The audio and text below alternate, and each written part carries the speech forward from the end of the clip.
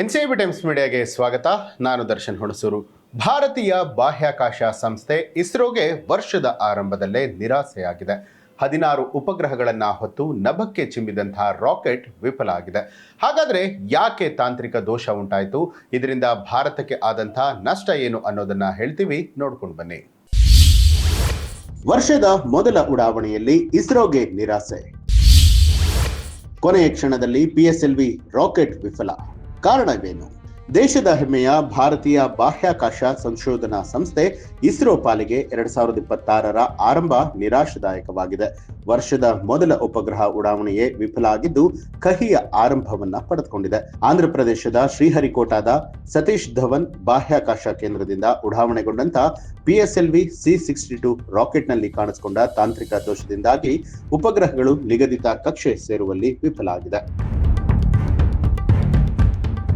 ಅಂದುಕೊಂಡಂತೆ ನಡೆದಿದ್ರೆ DRDO ನಿರ್ಮಿತ ಅನ್ವೇಷ ಹೆಸರಿನ ಭೂವೀಕ್ಷಣಾ ಉಪಗ್ರಹ ಮತ್ತು ವಿವಿಧ ದೇಶಗಳಿಗೆ ಸೇರಿದ ಒಟ್ಟು 15 ಉಪಗ್ರಹಗಳು ಈ ಒಂದು ರಾಕೆಟ್ನಲ್ಲಿ ಅಂತರಿಕ್ಷಕ್ಕೆ ಸೇರ್ಪಡೆ ಆಗಬೇಕಾಗಿತ್ತು. ಆದರೆ ಇದೀಗ ಇವು ಕಕ್ಷೆಯನ್ನ ಸೇರಿಲ್ಲ, ಸಂಪರ್ಕಕ್ಕೂ ಕೂಡ ಸಿಗ್ತಾ ಇಲ್ಲ. ಈ ಬಗ್ಗೆ ಮಾಹಿತಿ ನೀಡಿರುವಂತಹ ಇಸ್ರೋ ರಾಕೆಟ್ 3ನೇ ಹಂತದಲ್ಲಿ ನಿಗದಿತ ಪಥದಿಂದ ದಾರಿ ತಪ್ಪಿದೆ ಅಂತ ತಿಳಿಸಿದೆ. ಬೇಹುಗಾರಿಕೆ ಉದ್ದೇಶದಿಂದ ಉಡಾವಣೆಯನ್ನ ಮಾಡಲಾಗಿತ್ತು.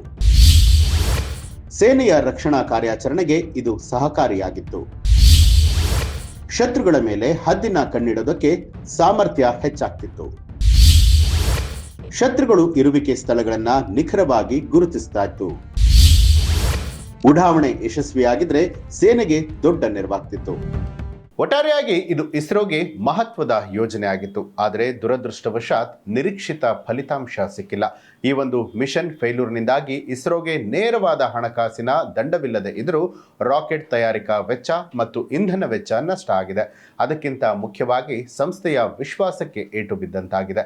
ಈ ಒಂದು ಮಾಹಿತಿಗೆ ಸಂಬಂಧಪಟ್ಟ ಹಾಗೆ ನಿಮ್ಮ ಅನಿಸಿಕೆಯನ್ನು ಕಮೆಂಟ್ ಮಾಡಿ.